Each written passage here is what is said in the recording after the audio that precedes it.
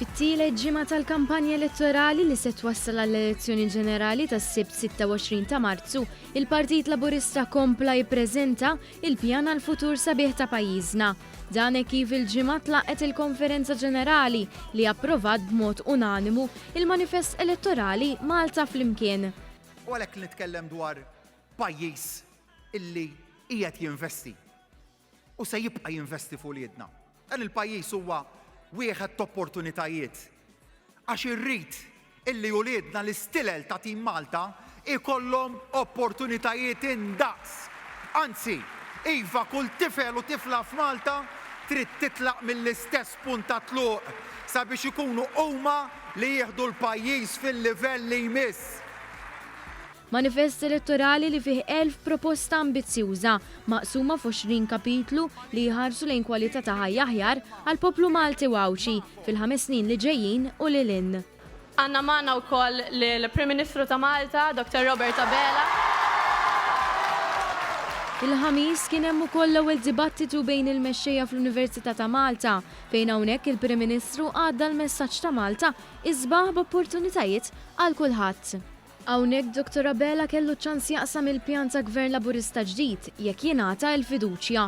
Mhux se ngħidilkom ivvotaw Labour, ngħidilkom biss araw x'qed joffru ż-żewġ partiti. Iflu sew bejn il-proposti taż-żewġ naħat u ddeċiedu.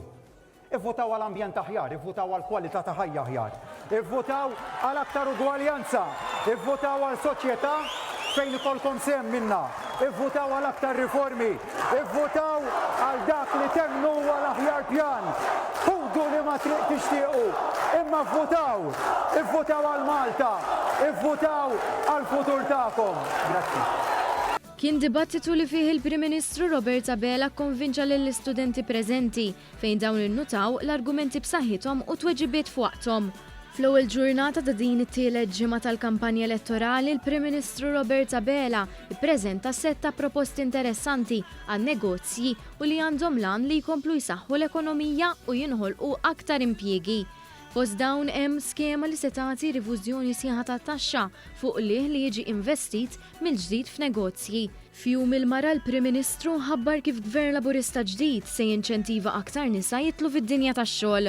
Dan hekk kif il-Partit Laburista qed jipproponi li kumpaniji li jħadmu aktar minn 50 persuna u jkollhom 40% ta' tmexxija eżekuttiva tagħhom nisa jingħataw tax credit sa massimu ta' 50,000 euro.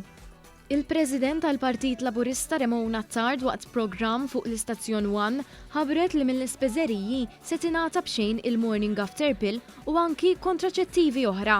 Fjum il-mara wkoll mart il-Prim Ministru Lidja Abela ltaqat ma' diversi ħaddiema nisa. L-erba' filgħodu l-Prim Ministru ħabbar investiment ta' 22 miljun euro minn ġgant tal-farmaceutika. Imbagħad fil-għaxija d-Deputat Prim Ministru Chris Fearn ħabbar kif Gvern Laburista se jkun qed jagħti aktar mediċini mingħajr ħlas fosthom dawk tal-HIV. Min-naħa tiegħu id-Deputat mexxej tal-Partit Laburista Daniel Mikallef ħabbar li se jkun qed jinfetaħ ċentru ta' snajja. Il-ħamis wara nofsinhar u l-ġimgħa filgħodu, il-Prim Ministru Malti attenda l-summit informali tal-Kunsill Ewropew f'Pariġi. Dan is-summit jiffoka fuq il-gwerra bejn ir-Russja u l-Ukrajna. Hawnhekk pajjiżna kien minn ta' quddiem biex ta' għajnuna umanitarja lill-Ukrajna fejn inżbat tamir mediku.